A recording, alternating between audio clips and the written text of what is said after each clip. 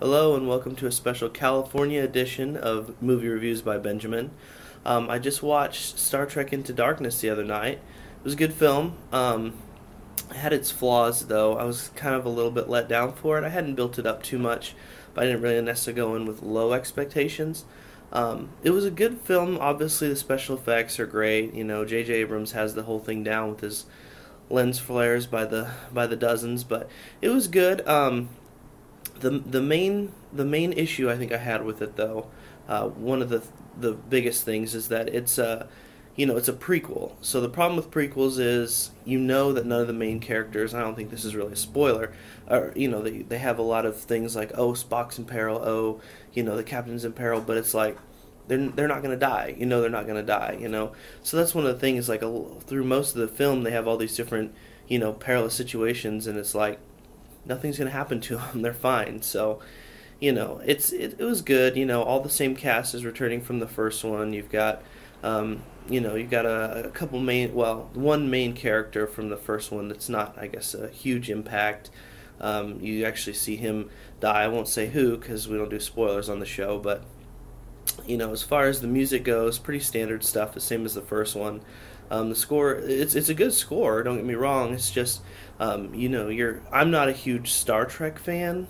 Ooh, I don't know if I'm gonna catch some flack for saying that or not. I'm a bigger Star Wars fan, but for this one, you know, I I'd probably give it a, I'd probably give it. I feel like a 6.5 is being generous, honestly. I mean, you go in and you've got the explosions. Everything looks really good, but I just don't feel like the storyline was like really crisp. It didn't really draw me in. Um, pretty full theater whenever we saw it, and it was it was decent. The crowd was interacting. They were liking it. There was funny parts. The funny parts are definitely funny. But the special effects, like I said, were really good.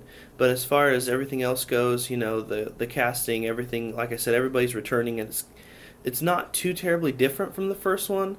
Honestly, I just watched the first one again the other day. I'd seen it before, but I just kind of wanted to rewatch it just to kind of get back in that whole sort of thing. And I actually kind of like the first one better, honestly. But you'll have to go out there and decide for yourself. But yeah, I'm gonna probably stick with the 6.5 for mine.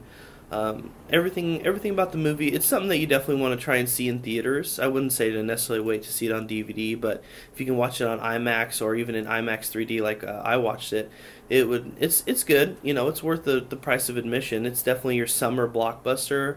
Not the most in-depth storyline. The villain is, I think most people probably already know who the villain is. I won't say just in case you haven't heard, but he's good. Benedict Cumberbatch is the villain in this one, and I haven't personally seen him in anything. I know that a lot of people like his show where he plays Sherlock Holmes on BBC.